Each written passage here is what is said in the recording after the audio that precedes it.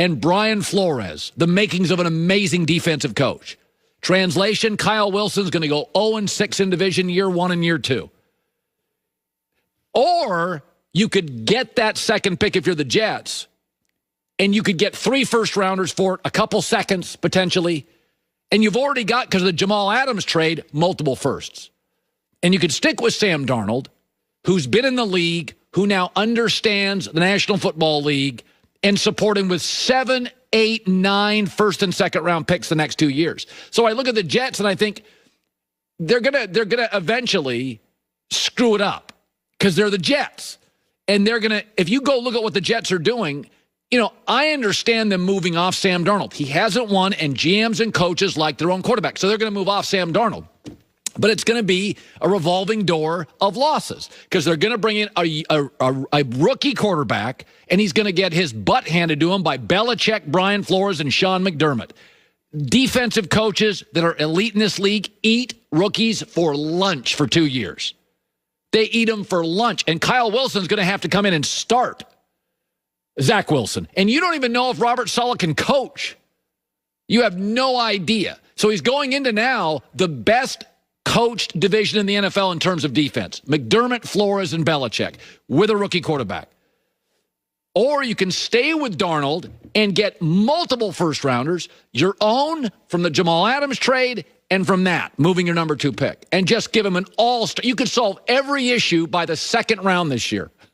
You really could. If you trade that pick and get a first and a second, you'd have 3 firsts, you'd have multiple seconds, you'd have, I think they have 3 thirds. You'd solve all your problems by the 3rd round. You wouldn't even have to hit on all your picks. You could hit on about 4 of them.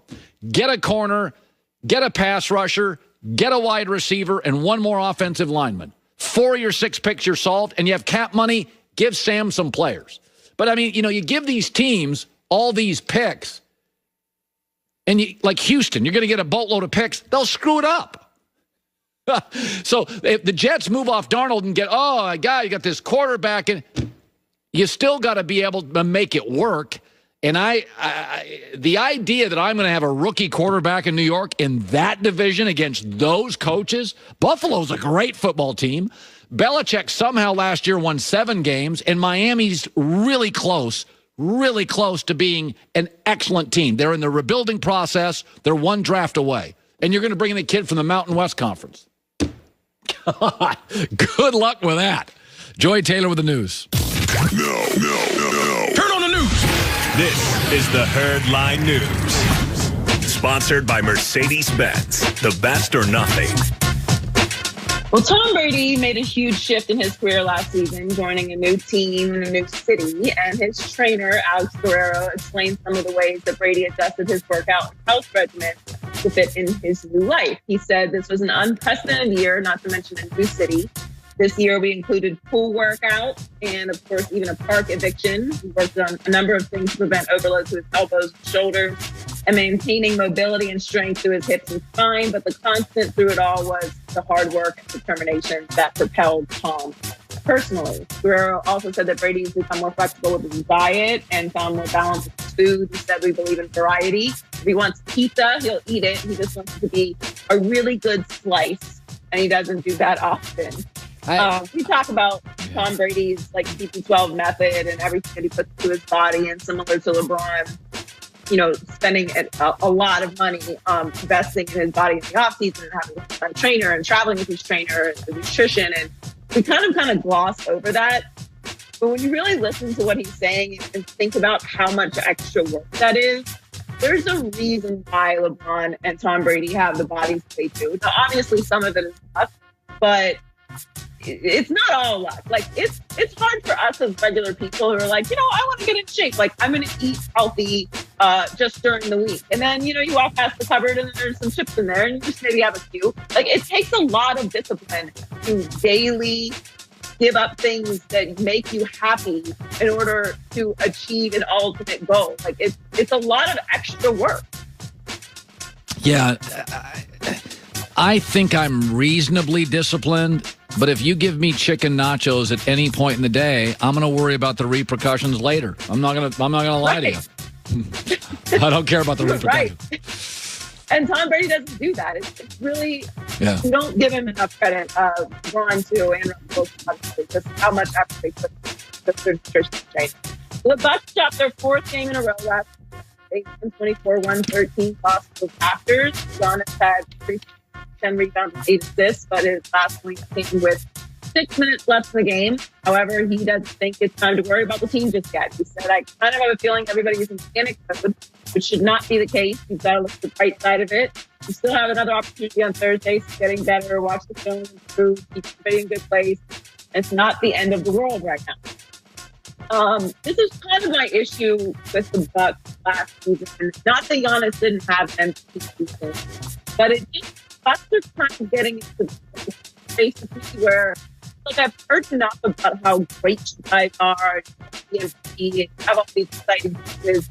I need to see some results. They're 0-9 and trailing after 3 the worst record in the NBA this season, trailing after 3 quarters.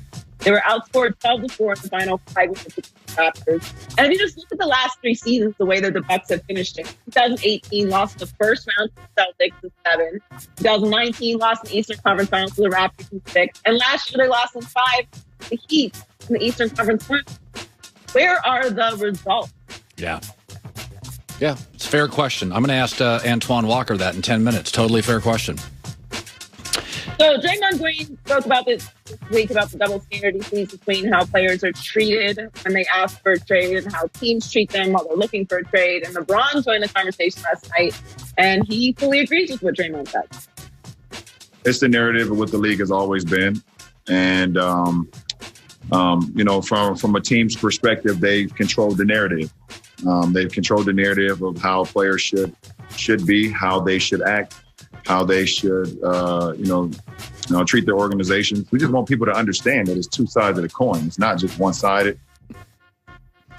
I totally understand where Draymond and LeBron are coming from. I'm obviously a very pro-player person. I've seen how these trades work and people getting cut and contracts, and that's why I don't believe in loyalty to organizations.